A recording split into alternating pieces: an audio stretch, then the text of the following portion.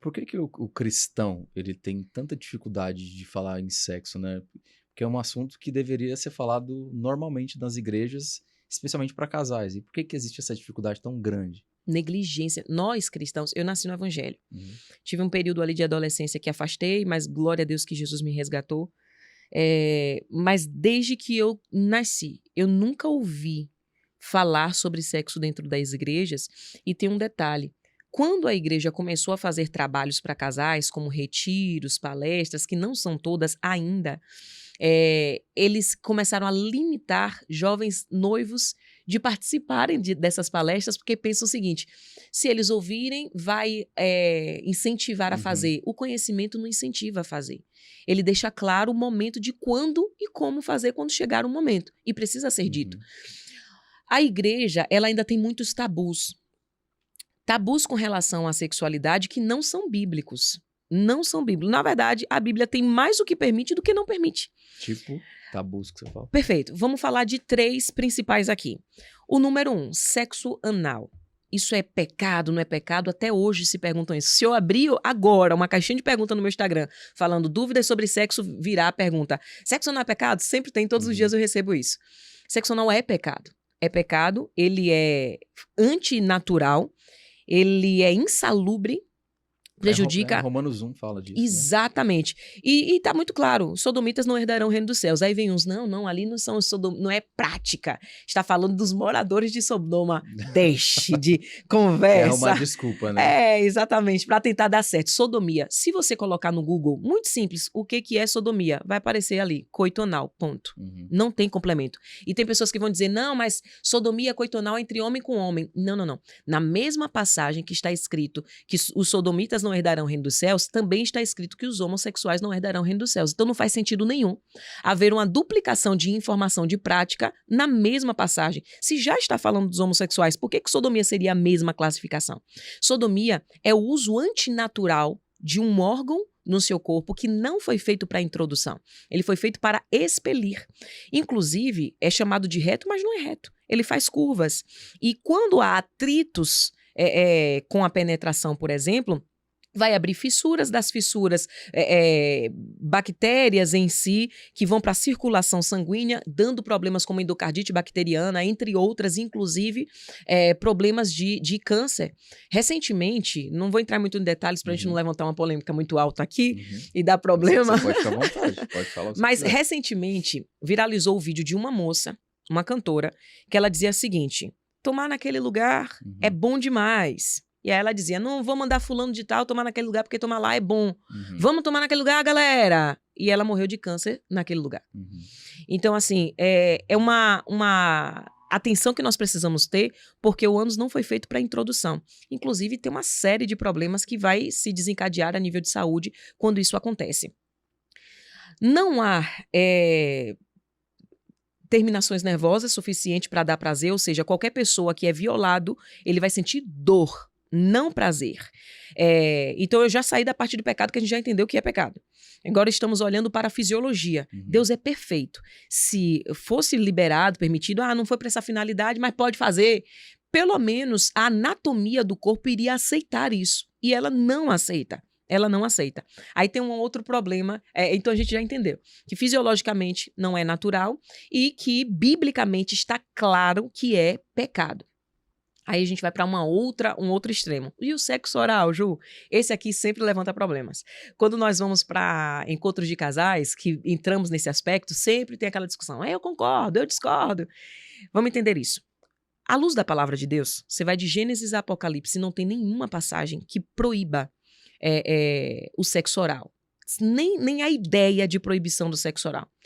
A passagem de Cantares, se não me falha a memória, é capítulo 7, onde a esposa fala... Aí eu vou descrever aqui o que ela diz e vocês vão ter uma ideia do que ela está dizendo. Ela fala, tal qual a macieira é o meu amado no meio dos jovens. Você imagina uma macieira, uma árvore. Me assentarei à sua sombra. Árvores ficam em pé ou deitada? Árvores ficam em pé. Para fazer sombra eu preciso ficar em pé. Então tudo bem. Então o amado dela está em pé e ela se assentou. E ela conclui dizendo, e comerei do seu fruto. Aqui vai para cada um da sua interpretação a respeito do que ela está narrando, mas algumas pessoas entendem que ela está narrando um ato de uma intimidade oral com o seu marido. Inclusive, quando ele fala os seios da minha esposa da minha amada, é como um cacho de uvas. O que você faz com a uva? Você amassa? Você bate? Não, você chupa a uva. Logo, nós estamos falando de uma prática que utiliza-se a boca para isso. Uhum. Aí vamos para uma questão. Biblicamente, tem proibição? Não encontramos proibições bíblicas para isso. Vamos para outra esfera, então. Ok, a Bíblia não proíbe. Mas isso causa escândalo nas pessoas? A não ser que você esteja fazendo sexo na frente dos outros, não vai causar escândalo, porque ninguém sabe o que você está fazendo naquele quarto. Então, não tem como causar escândalo. A Bíblia não proíbe, e isso não é exposto. Ok, então não tem escândalo. Vamos para a terceira esfera. Isso é insalubre? Se nós estivermos falando de duas pessoas saudáveis fisicamente, não é insalubre. Então, não vai prejudicar a saúde do outro, não é antinatural, não tem problema nenhum. Se estivermos falando de pessoas que estão saudáveis no seu corpo. A Bíblia não proíbe, não causa escândalo e não é insalubre, então isso fica à decisão do casal. O casal decide se vai ou se não vai, eles vão entrar em um acordo. Se a esposa falar, eu vou, e ele diz, eu também, então tá tudo certo, parta por um abraço. Se um dos dois falar que não, então para aquele casal é proibido, porque você não vai forçar uma pessoa, né? Então para aquele casal é proibido por esse motivo, porque eles não estão em concordância. Isso ainda é uma polêmica muito grande. Você vê que quando falamos sobre isso, vem aquela questão, não, mas a irmã tá errada, mas a irmã tá... Então me mostra biblicamente que eu estou e eu não tenho problema nenhum em voltar e falar assim, gente, descobri na Bíblia, depois de 10 anos estudando sobre casamento, que eu estava errada, vou me retratar, não tenho problema. Mas até hoje não consegue provar biblicamente, nem fisiologicamente, que isso faz mal. E para aquela pessoa que te fala, vou te levantar uma polêmica, tá? Que te falar assim, ô Ju, mas tem um texto na Bíblia que fala que o corpo da mulher é do homem e do homem é da mulher. E às vezes, por exemplo, o homem quer, a mulher não quer. Como que resolve isso? Nós precisamos ter uma consciência de responsabilidade no casamento. A responsabilidade no casamento diz que eu tenho uma responsabilidade e um compromisso sexual com o meu cônjuge. Até porque, se eu não fizer sexo com meu marido, quem vai fazer? Se eu não fizer sexo com minha esposa, quem vai fazer? Então, eu preciso ter esse compromisso. Agora, esse compromisso, ele não é um preceito para violações em caso de uma possível negação.